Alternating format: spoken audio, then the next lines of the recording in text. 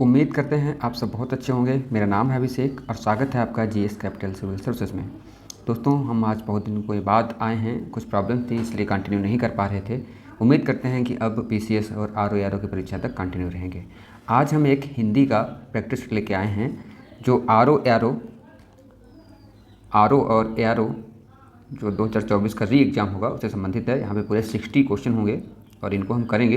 दोस्तों, आज का वीडियो मेरा इसलिए खास है क्योंकि मैं बार बार कहता हूँ कि टेस्ट करिए, प्रैक्टिस करिए। तो प्रैक्टिस क्यों ज़रूरी है? बहुत सारे लोगों का ये होता है कन्फ्यूजन कि मेरा सिलेबस कंप्लीट नहीं है तो मैं प्रैक्टिस तो क्या ही करूँ। ऐसा बिल्कुल नहीं है। मुझे अच्छी तरीके से पता है कि सिलेबस 99% लोगों का कंप्लीट नहीं हो पाता है, ठीक है। लेकिन टेस्ट करने से एक फ़ायदा होता है, एक नहीं कई फ़ायदे होते हैं। मैं एक एक करके आपको जो गिनाता हूँ, ठीक है। चलो पहले मैं बात कर लेता हूँ। जैसे आपका सिलेबस कंप्लीट नहीं है तो हम टेस्ट कैसे करें? देखिए, आपका सिलेबस कंप्लीट नहीं, कोई बात नहीं। आप 60 क्वेश्चन है ना, 60 क्वेश्चन है कि कोई भी परीक्षा हो, सबकी बात हो रही है। आप क्वेश्चन करेंगे ना तो आपके अंदर बैठा एक डर है कि पेपर क्या होता है, पेपर कैसे करेंगे, वो डर खत्म होगा। मैं हज़ार बार कह चुका हूँ कि आपको कितने मार्क्स आ रहे हैं ये नहीं देखना है, आपको सीखना है। आपको परिणाम की तरफ नहीं जाना है, आपको प्रैक्टिस करनी है सिर्फ, ठीक है। पहली बात क्या होता है कि जो एग्ज़ाम हॉल में जाने का डर होता है, वहाँ क्वेश्चन करने का डर होता है, वहाँ पेपर पकड़ते हाथ काँपते हैं, गलत हो जाता है गोला, उन सब चीज़ों से आपका फ़ायदा होगा। और ये बहुत बड़ी बात है। ऐसे कई लोग होते हैं जो एक नंबर से फेल हो जाते हैं और उनका एक या दो गोले गलत हो जाते हैं। या पहली बात तो ये हो गई कि आपका डर खत्म हो जाएगा, ठीक है। मैं यहाँ पे लिखता चला हूँ। पहला तो हो गया डर, ये आपका ख़त्म हो जाएगा। दूसरी बात यह है कि हम कभी कभी क्वेश्चन पढ़ते हैं ना यहाँ पे और आंसर पढ़ते हैं उसके क्वेश्चन, तो हमारे पढ़ने में कुछ गलतियाँ हो जाती हैं। एग्ज़ाम हॉल में चूँकि टाइम कम होता है, वो गलती हम स्वीकार कर लेते हैं और वैसे ही हम अपना आंसर टिक कर देते हैं। अगर हम कंटिन्यू प्रैक्टिस करके जा रहे हैं तो ऐसी गलतियाँ हमसे नहीं होंगी। हम जो भी पढ़ेंगे उसको ठीक से पढ़ेंगे क्योंकि हमारे पास हम प्रैक्टिस पहले से कर चुके हैं, ठीक है। दूसरी बात ये हो गई। तीसरी बात ये होती है कि आप सेल्फ को चेक कर पाएंगे। ये सबसे बड़ी एक बात है कि जैसे जो बंदा कहता है मैं तैयारी कर रहा हूँ, मेरे अंदर बहुत सा उत्साह है, वो उत्साह अपने आप कैसे चेक करेंगे? उसका एक सिंपल फार्मूला है कि जिस परीक्षा की आप तैयारी कर रहे हैं उस परीक्षा का फुल लेंथ टेस्ट आप करिए बैठ के। आपकी अपनी क्षमता पता चल जाएगी। ज़्यादातर लोग क्या होते हैं जो सिर्फ कहते हैं और करते नहीं हैं सही से, वो फुल लेंथ टेस्ट एक बार में कर ही नहीं पाते हैं। उसके लिए धैर्य चाहिए, है ना। तो तीसरी बात यह है कि आप खुद को चेक कर पाएंगे कि आप में है पोटेंशियल या अभी बढ़ाने की ज़रूरत है, धैर्य है कि नहीं है, ये बात हो गई। चौथी बात यह है कि आप जब प्रैक्टिस कर रहे हैं तो जो भी कोई भी टेस्ट हो, किसी भी कोचिंग का टेस्ट हो, वो सब टेस्ट अच्छे होते हैं, अच्छे अच्छे क्वेश्चन लेके आते हैं, पूरा सिलेबस कवर करते हैं। तो आपको नए नए क्वेश्चन जानने का मौका मिलेगा, आप उनसे डील कर पाएंगे, ठीक है। तो यहाँ पे आपकी एक तैयारी भी जो हो रही है। अब देखो यहाँ पे क्या है कि जो क्वेश्चन आपका सही हो गया, अब देखो ये कौन सा तुक्के से सही हो रहा है, कौन सा मुझे मालूम था और कौन सा नहीं सही हो रहा है, गलत हो रहा है। इन तीनों को पहले तो देखिए कहाँ कहाँ पे हैं, फिर उनको नोट कर लीजिए। अगर नोट करने वाले हों या दिमाग में बैठने वाले हों तो ठीक बैठा लीजिए। इसलिए जो आपकी जो तैयारी में एक धार लगती चलेगी, ठीक है। मैंने ये बात कर ली कि डील कैसे करें। कभी कभी क्या होता है कि हमको क्वेश्चन जो आंसर नहीं आता है सीधे सीधे, लेकिन हम जब 4 ऑप्शन पढ़ेंगे तो हम वो क्वेश्चन कर लेंगे ऑप्शन को हटा हटा के। तो ये स्किल भी प्रैक्टिस से ही आएगी आपकी, ठीक है। और क्या होता है जो पेपर में जाके मिस्टेक्स होती हैं, भाई एक चीज़ बताओ, हम अपने हथियार बना लिए हैं, बहुत सारे बना लिए हैं, रोज़ बना रहे हैं, उनमें धार नहीं दे रहे हैं ना, तो कैसे काम चलेगा? तो ये जो प्रैक्टिस होती है ये धार देने का काम करती है। इसलिए प्रैक्टिस बहुत ज़रूरी है, डेली प्रैक्टिस करिए, ठीक है। फुल लेंथ, और मैं कहता हूँ कि फुल लेंथ ही टेस्ट करो, ठीक है। कितने नंबर आ रहे हैं मतलब नहीं, आपके नंबर बढ़ने लगेंगे। चौथी और सबसे इम्पॉर्टेंट बात ये है, मतलब जो भी हो सब सॉरी, कि आपको ये पता चलेगा कि मेरा कौन सा पोर्शन कमज़ोर है। हम पढ़ते जाते हैं, एक चीज़ अच्छी लगती है वही पढ़ रहे हैं, लेकिन क्या कमज़ोर है हमको पता ही नहीं चलता। आप जब प्रैक्टिस सेट करेंगे आप देखेंगे कि लगातार हमारे कौन से क्वेश्चन गलत जो हो रहे हैं, तो वो पोर्शन आपका मजबूत होगा, ठीक है। वो पोर्शन आपको पता चल जाएगा कि ये कमज़ोर है, तो आप जाके उसको पढ़ लेंगे। तो ये एक बात है। तो ये बहुत सारी बातें हैं, इसलिए हमको प्रैक्टिस ज़रूर करना चाहिए। और एक चीज़ और है, जहाँ तक हो सके आप पेपर और पेन से प्रैक्टिस करिए, ठीक है। आप फुल लेंथ की मैं बात कर रहा हूँ, जब आपके पास पेपर पेन नहीं है तो आप ऑनलाइन करिए, बहुत सारे सोर्स हैं। पेपर पेन की बात यह है कि हमें एग्ज़ाम में पेपर पेन से ही एग्ज़ाम देना है, ठीक है। हम यहाँ पे कर रहे हैं जो ऑनलाइन, तो जो माइंड है वो थोड़ा सा डाइवर्ट हो जाता है वहाँ जाके कि वहाँ हमें पेपर पे करना है, यहाँ पे हम ऑनलाइन कर रहे थे, मेरा वो बिल्कुल टक से छुआ हो गया। तो यहाँ पे क्या पेपर पे करिए, गोला करिए। मतलब मेरा कहने का मतलब है जो 2 से ढाई घंटे आप एग्ज़ाम हॉल में गुजारेंगे जाके फाइनल में, वो कम से कम 100 बार आप जो अपने घर पे अपनी कोचिंग में अपनी लाइब्रेरी में गुजार लीजिए। इससे आपको बहुत बड़ा बेनिफिट मिलेगा। जिन लोगों का थोड़ा सा भी दिक्कत हो रही थी प्री में या किसी भी एग्ज़ाम में, ये मेरी एक बात मान के जाना और देखना कितना सुधार हुआ। बस आपको टेस्ट करने हैं, डरना नहीं है कितने नंबर आएंगे मेरा कॉन्फिडेंस लो हो जाएगा। आपको नंबर नहीं देखने हैं, आपको ये देखना कि क्वेश्चन कैसे डील कर रहे हो, क्वेश्चन कैसे पढ़ रहे हो, क्वेश्चन कैसे समझ पा रहे हो, ऑप्शन कैसे हटा पा रहे हो, गोला सही से कर रहे हो या नहीं कर रहे हो, आपके जो अंदर कैपेसिटी है 2 ढाई घंटे बैठने की कि नहीं बैठने की है। तो ये सब बातें ध्यान रखनी है, ठीक है। और यहीं पे हो गया है 6 मिनट का वीडियो। अब हम कंटिन्यू करेंगे आज का हमारा प्रैक्टिस सेट, जो कि हिंदी का है, आर ओ का है। सब लोग इसको देख सकते हैं, पढ़ सकते हैं, क्योंकि हिंदी तो सब में आती है लगभग, और लगभग ये जो आर ओ में 6 टॉपिक हैं ये तो सब में होते हैं, ठीक है। तो आइए शुरू करते हैं।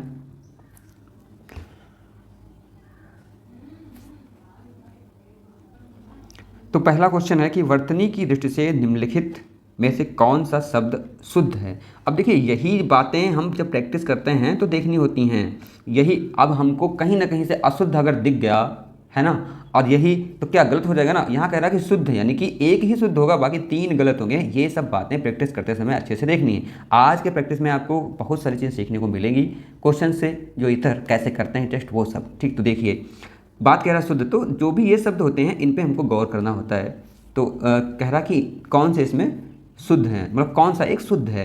तो देखिए कौन सा शुद्ध, देखो आवाहन कैसे, अब देखो यहाँ पे अगर हमको नहीं पता था भाई, ये तो नहीं पता होगा कि कौन सा शुद्ध है अगर, लेकिन देखो 2 एक आवाहन यहाँ लिख गया, एक आवाहन लिख गया, तो आपको 100% लग रहा होगा। हमको नहीं पता था पहले से कैसे लिखा जाता है, लेकिन ये तो गलत होगा, ये वाला सही होगा, है ना।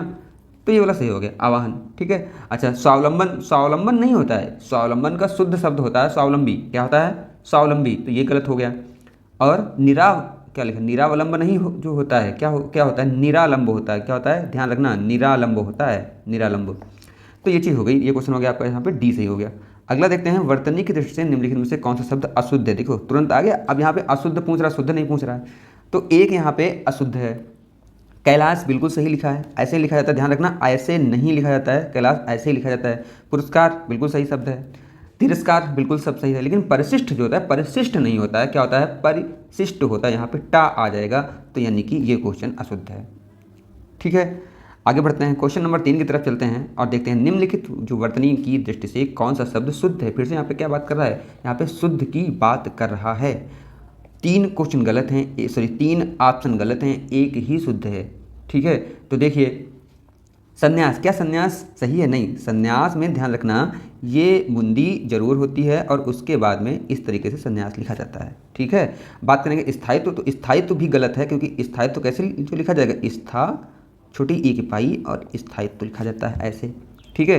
पूजनीय नहीं होता है, ये बहुत पूछा जाता है, पूजनीय होता है, पूजनीय होता है। तो जब 3 हमको ये गलत मिल गए तो यहाँ पे सामुद्रिक ही सही होता है। वैसे भी अगर किसी के बीच में जो किसी के लास्ट में एक प्रत्यय जुड़ जाए तो उस शब्द के जो पहला अक्षर होता है वहाँ की मात्रा बड़ा हो जाता है, बड़ी मात्रा हो जाती है, ठीक है। सामुद्रिक यहाँ पे सही है। 4 नंबर क्वेश्चन पे चलते हैं। यहाँ पे कह रहा है कि निम्नलिखित में से उस विकल्प का चयन कीजिए जो दिए गए वाक्य के सही वाक्य भेद का विकल्प हो। वह संतुष्ट थे इसलिए उसने कभी शिकायत नहीं की। वह संतुष्ट थे इसलिए उसने कभी शिकायत नहीं की। कह रहा कि ये कौन सा वाक्य है, कह रहा कि वाक्य, यहाँ पे वाक्य भेद का कह रहा है। थोड़ा सा अलग क्वेश्चन आ गया, लेकिन कर लीजिए। देखिए वह संतुष्ट थे, ठीक ना, यहाँ से तोड़िए, इसलिए आगे शब्द में उसने कभी शिकायत नहीं की, ठीक है।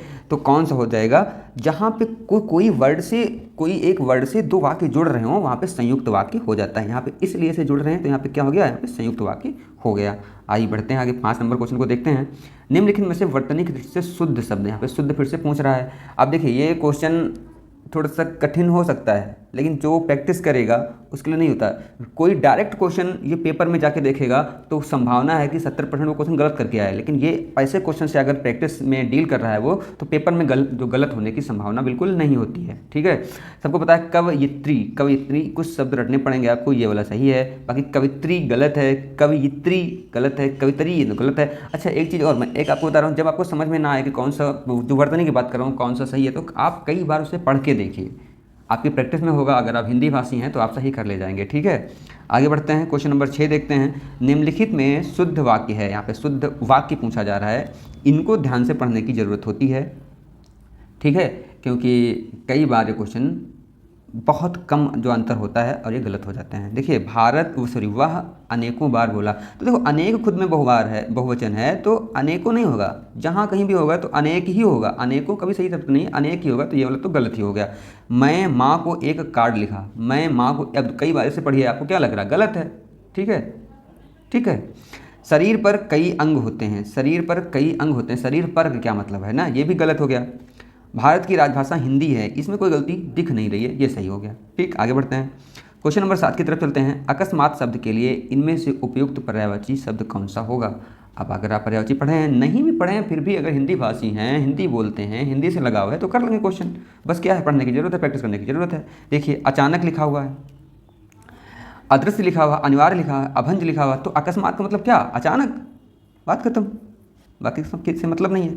8 नंबर क्वेश्चन देखते हैं। निम्नलिखित प्रश्न में 4 विकल्पों में से उस विकल्प का चयन करें जो दिए गए शब्द के समानार्थी शब्द का विकल्प नहीं है, ठीक है। अब कह रहा है कि देखिए बात वही कह रहा है, इतना लंबा दे दिया, कह रहा है ओस का पर्यायवाची कौन नहीं है, ठीक है, बस ये कह रहा ओस का पर्यायवाची। अब आपको ये अगर पढ़ा होगा तभी आप कर पाएंगे। तो तुहिन ओस का पर्यायवाची होता है, शबनम ओस का पर्यायवाची होता है, तुषार ओस का पर्यायवाची होता है, लेकिन फाका ओस का पर्यायवाची नहीं होता है, ठीक है। तो फाका ओस का पर्यायवाची नहीं होता है। तो तुहिन, तुषार, और भी यहाँ पे लिख लो, शीत ओस का पर्यायवाची होता है, कण भी ओस का पर्यायवाची होता है, निहार ओस का पर्यायवाची होता है, ये सब ओस के पर्यायवाची हैं। अच्छा, अब फाका की अगर बात करें तो फाका जो एक कहावत होती है ना कि अरे उनके तो फाका पड़ा हुआ, फाका का मतलब होता है उपवास। क्या होता है, उपवास। इसके पर्यायवाची देख लो, उपवास होता है, इसको हम अनशन भी कह देंगे, इसके पर्यायवाची अनशन भी होते हैं। व्रत सबसे ज़्यादा प्रचलित है, व्रत होता है, निराहार होता है, निराहार होता है, ठीक है। तो ये सब इसके पर्यायवाची हो गए। आगे बढ़ते हैं क्वेश्चन नंबर 9 की तरफ। इनमें से कौन सा शब्द अंबर शब्द का अर्थ नहीं है। अब यही यहाँ पे बता रहा है कि अंबर के पर्यायवाची 3 हैं, एक नहीं है। इसी चीज़ को हम कहते हैं कि प्रैक्टिस जब बार बार करोगे तो ये चीज़ें गलत नहीं होगी, समझने में वहाँ पे 1 सेकंड का भी टाइम नहीं लगेगा। यही शब्द समझने में, यही बातें समझने में टाइम लग जाता है और हम क्वेश्चन पूरे नहीं कर पाते हैं।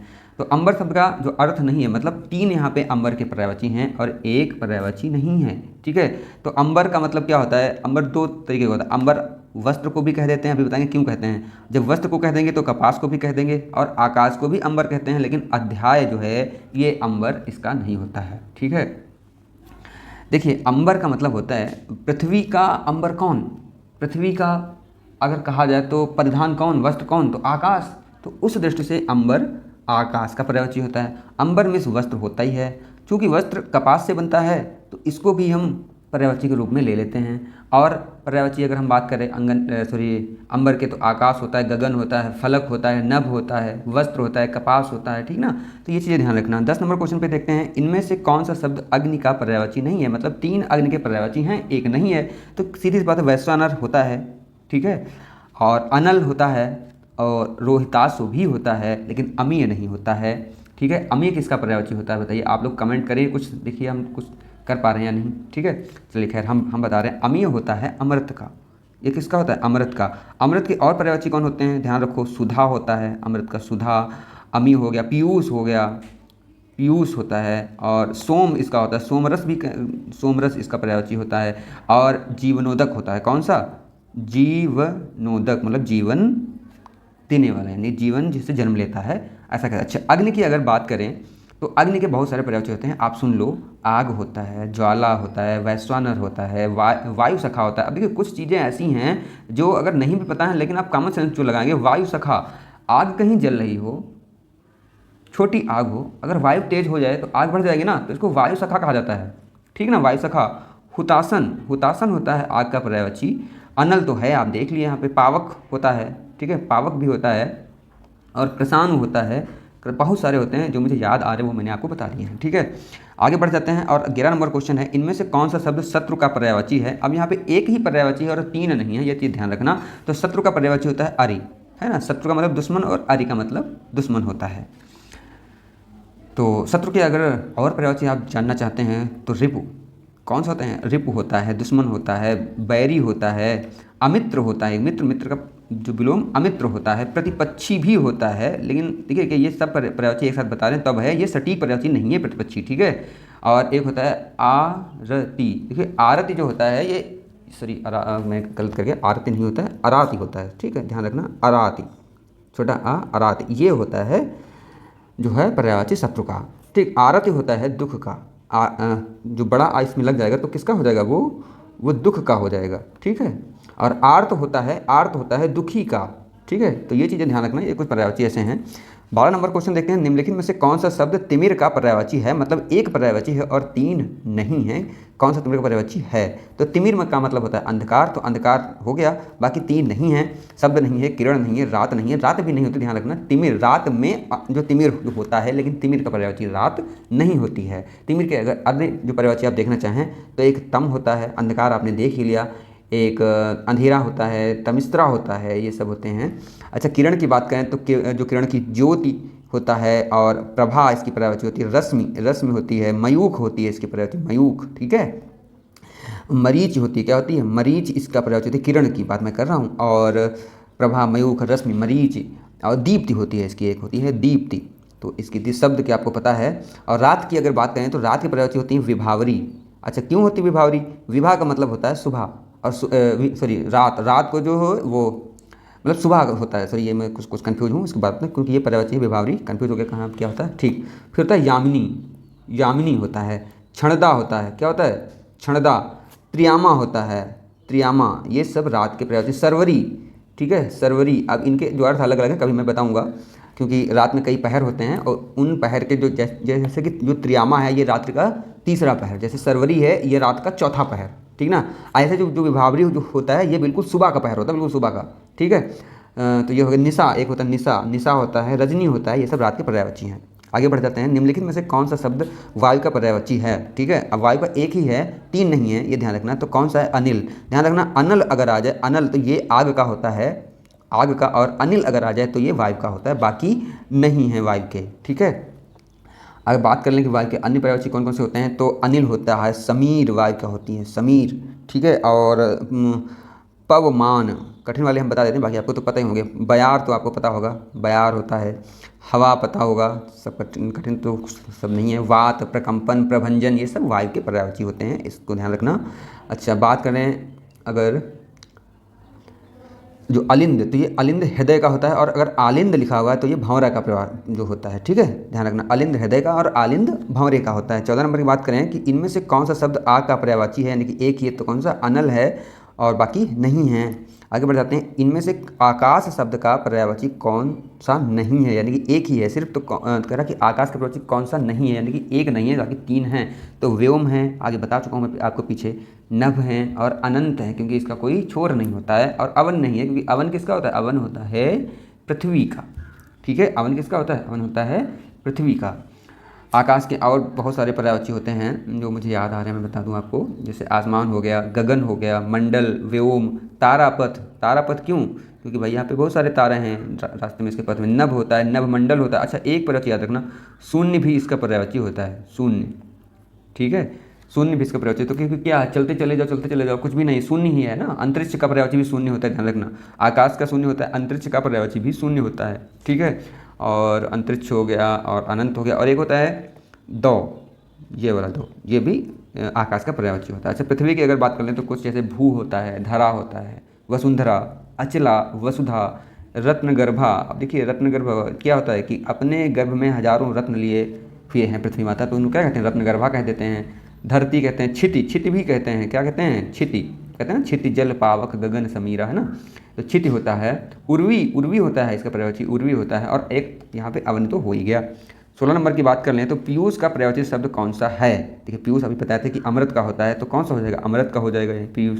बाकी जहर, अमर, ये सब जो अलग अलग बातें हैं, ठीक। और आपको बता चुके हैं कि पीयूष के कौन कौन से होते हैं? सुधा होता है, अमी होता है, सोम होता है, अमृत होता है। अच्छा, जीवित की अगर बात कर लें तो जीवित का अमर हो जाएगा पर्यायवाची सॉरी, ठीक है। जिंदा, सजीव, चेतन, प्राणवान, जीवधारी, ये सब क्या है? जीवित के पर्यायवाची हैं। 17 नंबर क्वेश्चन देखते हैं, राम बहुत बहादुर है, इस वाक्य में कौन सा विशेष है। विशेष और विशेषण की मैं एक क्लास लूँगा, आपको एक ही क्लास में सारे कन्फ्यूजन दूर हो जाएंगे, बस देखते ही आप जानेंगे कौन सा विशेष है और कौन विशेषण है। यहाँ पे थोड़ा मैं आपको हिंट करता हूँ, देखो जिस शब्द की विशेषता बताई जाए वो होता है विशेष, और जिस शब्द से विशेषता बताई जाए वो होता है विशेषण। कहता है राम बहुत बहादुर है, अच्छा किसकी विशेषता बताई जा रही है यहाँ पे, कौन बहादुर है, यानी कि राम बहादुर है तो राम विशेष से हो गया। अच्छा और यहाँ पे देखिए बहादुर क्या हो गया, ये विशेषण हो गया, और विशेषण की विशेषता जब बताई जाए यानी कि बहादुर विशेषण है और विशेषण की भी विशेषता बताई जाए तो वो हो जाता है प्राविशेषण, यानी कि बहुत बहादुर है ना, तो ये हो गया आपका प्राविशेषण। ठीक, ये विशेषण हो गया और ये हो गया आपका विशेष से। ठीक, समझ में आई बात, मतलब जिस वाक्य की विशेषता बताई जाए वो विशेष से है, जिस शब्द से विशेषता बताई जाए है ना, इंगित करने के लिए जो शब्द प्रयोग किया जाए वो विशेषण होता है, और विशेषण की भी विशेषता अगर कोई बताता है तो वो प्राविशेषण होता है। प्रायः विशेषण विशेष के पहले आते हैं, लेकिन प्रायः के मैंने बात कही है, ये एक ट्रिक है, बाद में भी आते हैं जैसे कि यहाँ पे हुआ। ठीक है, प्रायः पहले आते हैं, ये ध्यान रखना। ठीक है, और जिन संज्ञाओं की विशेषता बताई जाती है उन्हें क्या कहते हैं, तो अभी बात की गई, जिन संज्ञाओं की विशेषता बताई जाए उन्हें क्या कहते हैं, भाई विशेष कह देंगे उनको। ठीक है, वह श्रेष्ठ उपासक है, वाक्य में प्रयुक्त विशेष कौन सा है। अब अभी मैंने बताया कि जिसकी विशेषता बतलाई जाए, तो उपासक की विशेषता बतलाई जाती है, तो ये है क्या, श्रेष्ठ उपासक है, यानी कि श्रेष्ठ इसकी विशेषण हो गया और उपासक क्या हो गया, ये विशेष हो गया। ठीक है, आगे बढ़ते हैं क्वेश्चन नंबर 20 की तरफ, देख लेते हैं 20 नंबर क्वेश्चन हमारा कौन सा है। निम्नलिखित में से विशेषण शब्द है। अब देखिए विशेषण अगर पहचानना हो तो उसको किसी भी संज्ञा के साथ आप प्रयोग कर लें, ये एक ट्रिक है, तो आपको समझ में आ जाएगा। यदि आपको समझ में नहीं आ रहा है तो, अगर सीधे सीधे आ रहा है तो कोई बात ही नहीं है। यहाँ पे लाल लिखा है, राम लिखा है, भारत लिखा है, लड़का लिखा है। अब देखिए आपको संज्ञा लानी है, ये आपका दिमाग का काम है। भारत को किसी संज्ञा के साथ जोड़ो तो जुड़ेगा क्या, भारत को संज्ञा, ये खुद संज्ञा है, एक नाम है। लड़का को किसी संज्ञा के साथ जोड़ो तो क्या जुड़ेगा, नहीं ना। राम को जोड़ो, जुड़ेगा नहीं, है कुछ संज्ञा है। लेकिन लाल को जोड़ो, लाल रंग है ना, लाल कुछ भी कह सकते हो, लाल लड़का कह सकते हो, है ना। तो ये लाल क्या हो गया, ये आपका विशेषण हो गया। मुझे लगता है 26 मिनट की हो गई वीडियो, आज यहीं तक रखते हैं और नेक्स्ट पार्ट हम अगले वीडियो में लेके आते हैं। दोस्तों बहुत दिनों के बाद आया हूँ, देखिए अगर समझ में आता है, देखिए जब भी हो कमियाँ वो बताइए, कोशिश करेंगे सुधारने की। ठीक है दोस्तों, जय हिंद।